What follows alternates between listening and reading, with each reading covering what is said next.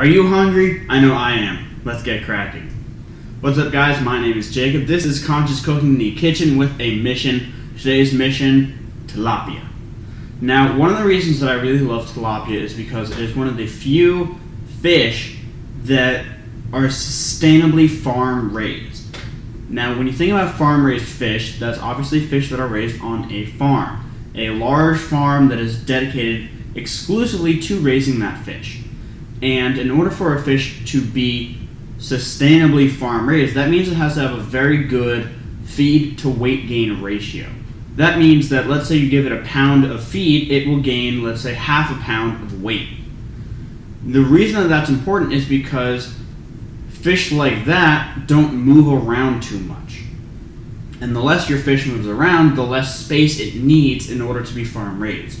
That's why fish like salmon and trout aren't very good farm-raised, because they need to be able to move around to gain the flavor and the musculature that they are known for when you eat them.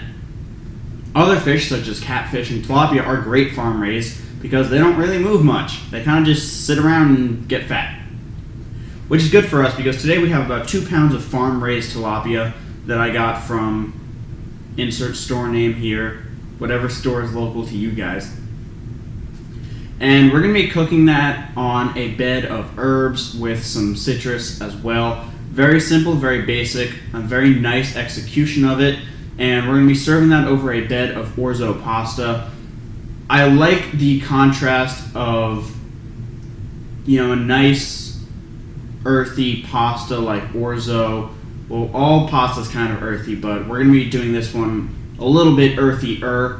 We're going to be infusing it with a little bit of soy sauce and some honey to give it just a nice little hint of extra flavor, and also make it nice and sticky so that it really holds together well on the plate. And that's basically the bulk of what we're going to be doing here. I'll explain to you guys the process as we get into it, but I call it sleeping tilapia because when we cook it, it's cooked on a bed of herbs, and when we serve it, it's cooked on a bed of orzo. So let's go make some sleeping tilapia. I'll be right back. Alright, so here we have 2 pans. I just covered them with aluminum foil. Just, make sure the cleanup is not too difficult. And we have 3 herbs here. We have parsley, we have oregano, and we have thyme.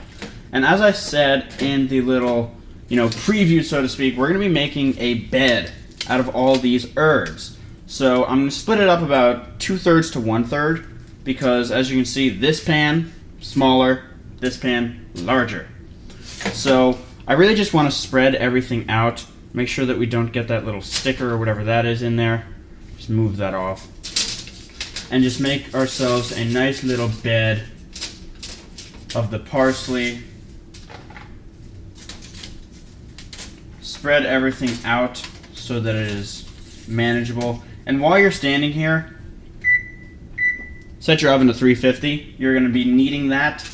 350 is kind of like a ubiquitous temperature. It's like the cook-all temperature, in my opinion, for cooking things in the oven, with a few exceptions, a few rarer exceptions, if you ask me. And there we go. We just have all of our parsley laid out. Next up, we're going to add the oregano, if I can get this thing open. And for this one, we're kind of just going to scatter it around.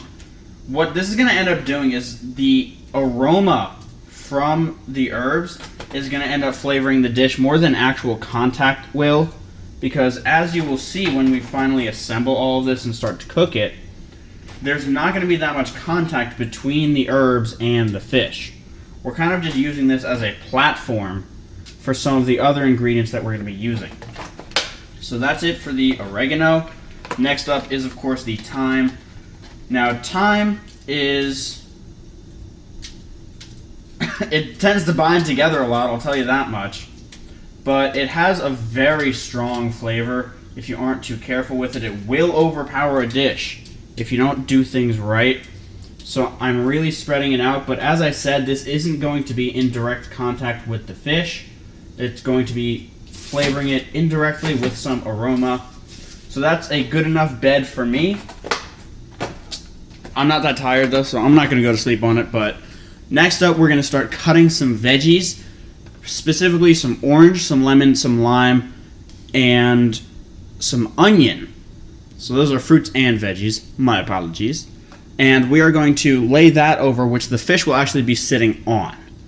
So we'll get into that in just a second. Alright guys, so basically what I did is I had one large orange, two regular sized lemons, and 3 smaller limes, and I just sliced those up nice and thin. The reason being is this is going to be part of our bedding, so to speak. Now, as for this onion, what to do. Now we have a couple different options here. We can slice it thinly like this, having, some nice small rings, or we can julienne it like that. Now, either way, we just want to produce small, relatively uniform slices that we can use as more bedding. So, I think I'm going to go with just some thin slices, just because it'll match the citrus that we already did. So I'm just going to make some thin slices. You want to get these as thin as possible, but you don't want them too thin. You just want them uniform. And the reason that we're doing this is because we want to create as much bedding as possible for cooking the fish before we, coat the fish and then throw it onto the bedding. And then we have to create something to, and I can't believe I'm saying this, tuck the fish in. Because, can't go to sleep without a comforter. So we have all these nice little uniform pieces. They're like semi-see-through. They're not entirely see-through, obviously, because they do have, matter. They do exist, so they're not going to be entirely see-through. But we're just going to cut through all of this, break it down nice and small, and then I'll get back over to the pans and start creating all of the bedding that we're going to be doing, and then we'll go from there. So let's just keep on slicing. Now, once again, if you are not experienced with knives, if you are a child or a child at heart, please use supervision when using knives, especially if they're large knives like this. That can get very dangerous very quickly. But I'm going to head on back over to the pans and start bedding up this, and then we'll get to the tilapia. So I'll be right back. Alright folks, so it is time to bread the tilapia. Now, I have 2 pounds of tilapia here, and here in this little cake pan, I have 1 tablespoon of garlic powder, 1 tablespoon of onion powder, 1 tablespoon of freshly ground black pepper, 1 tablespoon of paprika, and 2 tablespoons of salt. And then, so that adds up to 6 tablespoons. Then I have 18 tablespoons of panko breadcrumbs. Basically, you just want a 3-to-1 ratio of breadcrumbs to spice mixture. Now, you could do this just as easily with teaspoons if you are cooking for a lot less people and a lot less fish. Now, I'm cooking for 3 to 4 people, so I wanted about this much. And basically, you just want to take the fish, drop it in, coat it, flip it, coat it. It's not going to be a perfect coating. It's just not going to happen because, dry fish doesn't particularly take breadcrumbs that well. But you just want enough. That's just the point. You just want enough so that it has some of that flavor and so that it has some of that crunch. Because we're not frying this, obviously, so you're not going to get, a full crunchiness about it. But you want the flavor and the crunch of the breadcrumbs, and you want the flavor of the spices, so you are going to have to, manhandle this a little bit just to get everything on there. But I'm probably going to speed up this footage just because this is not the most interesting process, but I will be right back.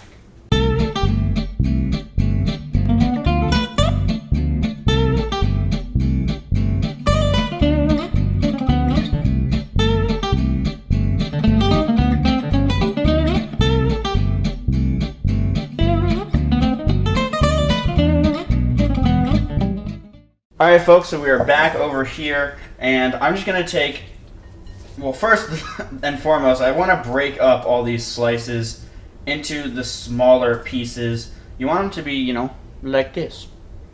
Small and floppy. And I'm just going to start spreading them out along the bedding, along the herbs, until you have a nice, like, semi-layer. And obviously repeat on both pans. You don't want one to be, all too different from the other. But that's, I'd say that's good enough. Maybe a few more over on this one. Then you want to start adding some of the citrus. I'm going to go with the orange slices first. Now, what you're going to see is that we're basically creating a giant sandwich with all of this stuff. The orange we're only going to have on the bottom side, simply because we only have one, and also it's not, the most prominent flavor that we really want to have here. And the other thing that you will notice is that my GoPro is beeping quite loudly over off to the side. I'm not sure if you guys heard that or not. But, like I said, no production assistance. This is all me. But we are going to create this bed with our lime slices. And the sandwich part is going to come with the lemons. Because what we're going to do next is coat the tilapia with the panko breading mixture that you saw me make moments ago. And then we're going to lay the panko mixture on top of this, and then cover the panko breaded tilapia with the lemons, and then finish it off with the rest of these onion slices. Just because we have the leftovers, it'll be nice to use. We don't want to really waste. But I will be right back with the tilapia. I gotta go grab it. Alright, so I have retrieved the fish. We're just going to very gently, just because I don't want stuff to go everywhere, start laying this down on top of this bed of... Honestly, this looks really nice. All the different colors and stuff like that. Now, here's the thing. In order for this to cook evenly, halfway through we are going to need to rotate the pans. And doing that is, it's not a difficult process. However, it does entail opening the oven halfway through the cooking. And basically what we're just going to do is, let's say we're inside the oven right now. What we're going to do, and I will demonstrate this in just a second, we're going to take this pan and this pan and completely reverse them.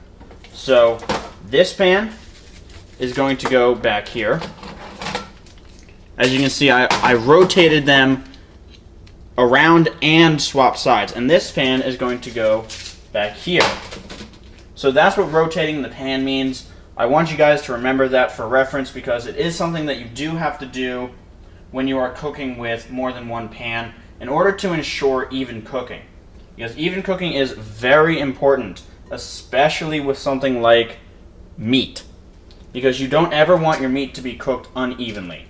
So we're just going to scatter on the rest of the onions. They're kind of just there so that we're not really wasting.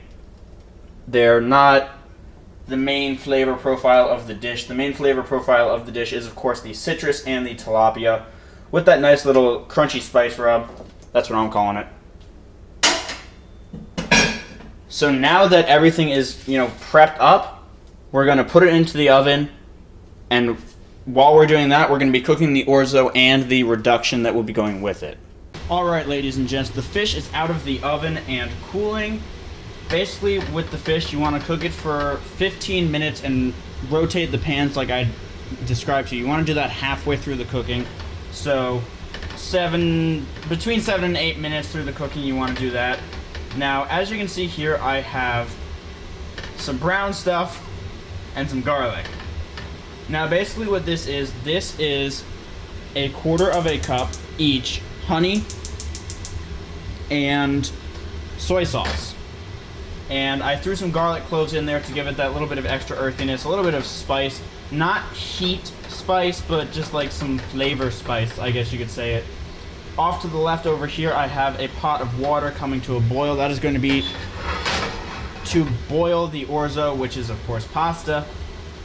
It took me many years to figure out that orzo was pasta and not rice. So, we all start somewhere. But basically, I want to reduce this until it is very, very thick and very, very sticky. And once I see it starting to reduce, I am going to remove the garlic. I don't want that in the final dish. I don't want anything chunky in the final dish.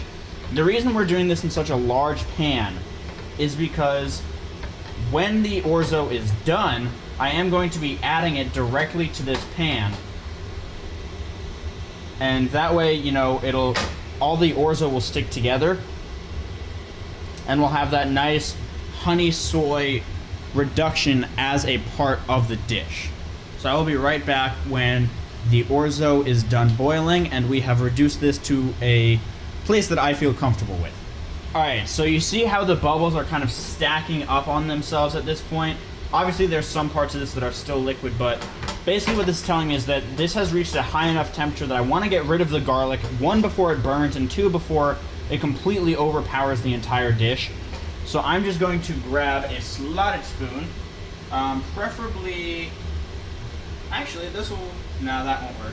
I'm just going to grab this slotted spoon right here, and using the spatula that I already have, I'm going to scoop the garlic into here and just dump it out into the sink. We don't need that for anything, we just needed it for a little bit of flavor. And there's a couple more pieces right here that I want to get rid of. You don't have to get rid of every single piece. That's, you know, first of all, that's never going to happen. And second of all, you know, it's not that big of a deal. But as you can see, this is already starting to reduce, and I don't want to say caramelize because that's not technically the right terminology for what's going on here. What's going on here is that all of the water in the soy sauce and the honey is boiling out. So basically what we're going to end up with is a very thick, reduced sauce that we can use to coat the orzo once the orzo has finished boiling and after we have drained it off. Definitely do not add water to this or you will have ruined everything that you worked so hard to make. Now, as you can see, the second any of this hits the pan, it basically starts to vaporize some of that water out. So you definitely want to use a non-stick spatula. I'm using a silicone spatula with a plastic handle. You just, first of all, don't let this burn. Second of all, don't walk away. That's very important. Definitely under no circumstances can you walk away during this process. Basically, this came to a boil right around the time the orzo went into the boiling water, which was about 2 minutes ago. After about 5 minutes, this will have reduced enough that I feel comfortable using it as the sauce. And basically, once it reaches that point, I'm going to take it off the heat and spread all of it out to the sides, because the thing about a sauce like this, and please use a non-stick pan as well, otherwise you will never get this out, the heat is really right here. As you can see, things basically just cook the second they hit the middle of the pan. But you're going to have to multitask a little bit while you're here, and as you can see, this is also just a nice thick sauce at this point. It's been about 3 minutes on the heat, 3 minutes since it really started to, you know, cook, so to speak, when it hit that boil. So I'm just going to let everything sort of simmer out to the sides. I'm going to leave the spatula off to the side after I scrape it off. Put it over here and kill the heat, because it's definitely cooked enough to where I'm comfortable with it. It's definitely had enough heat. As you can see, there's all that thickness in the middle. You just want to spoon it around and start cooling it off a little bit. It's very, very thick. It's going to be very, very flavorful as well. It's going to have that nice little, like, trying to think of how to describe it. It's going to have that almost like a barbecue flavor, like a Korean barbecue where they use a lot of soy and some sweetness. It's going to have that sort of flavor to it. because of all that cooked honey and cooked soy sauce. So it's going to be really good. I will, of course, add the orzo to this when the orzo has finished, but I will be right back.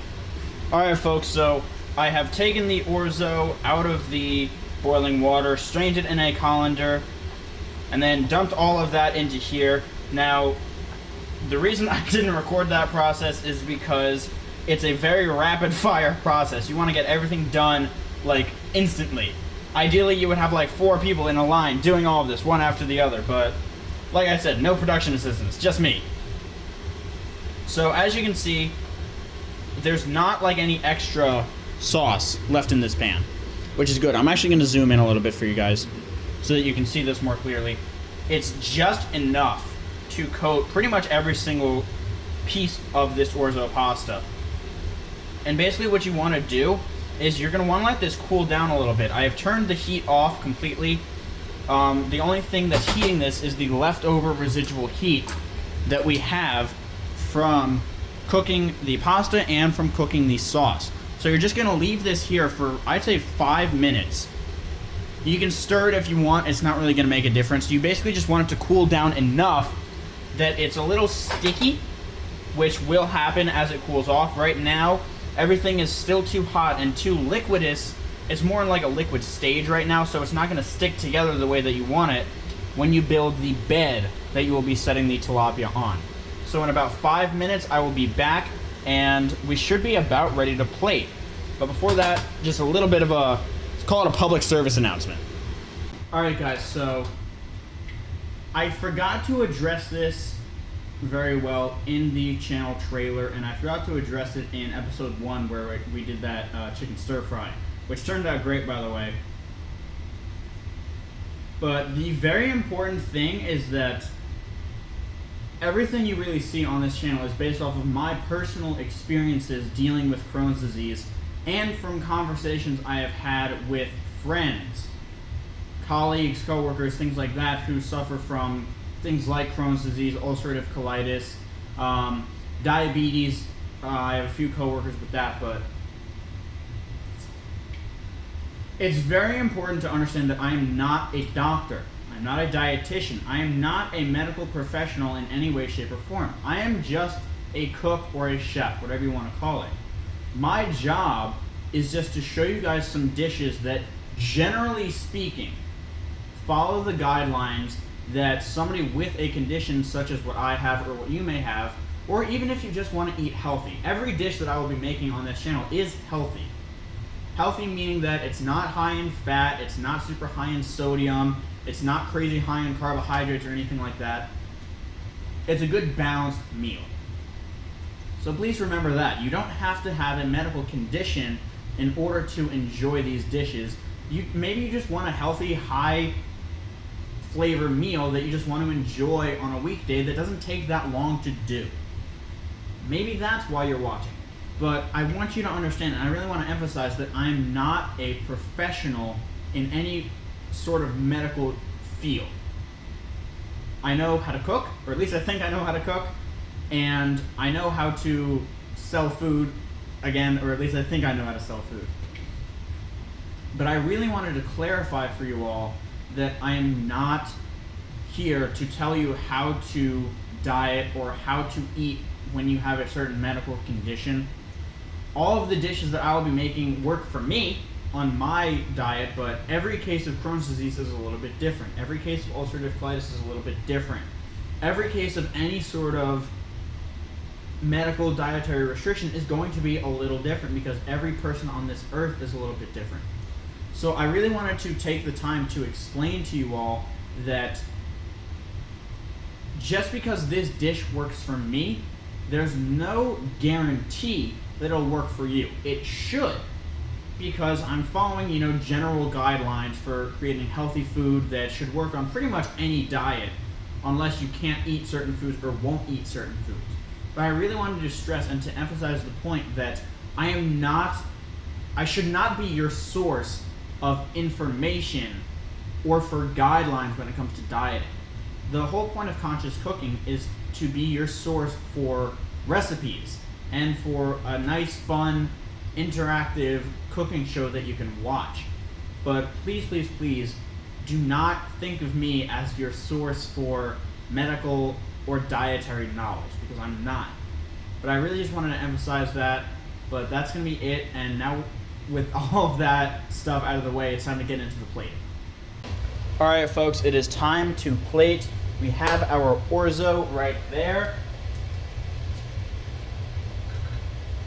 I just grabbed, just a spoon. I just needed something that I could scoop it out onto the plate with. And what you're going to want to do is, and as you can see, it's also nice and sticky now, everything's staying together. You're going to want to scoop, I'd say like 2 good spoonfuls onto the plate. Oh god, I spilled. And you're going to want to mound it, in a sense. You want it to be roughly the size and shape of tilapia, because basically you're making a bed out of this. And yes, this is very sticky stuff. It's also very good. If I'm being honest, I'm actually going to grab a spoon, metal spoon. That'll make this a little bit easier. But I'm going to create a nice little platform for our tilapia. And I'm also going to get rid of this, because that doesn't look especially good on camera. Come here. Come here. Nobody's perfect. Nobody's perfect, especially not me. God dang it. It's easier if I just eat it. But the next thing we're going to do is grab one of our tilapia fillets.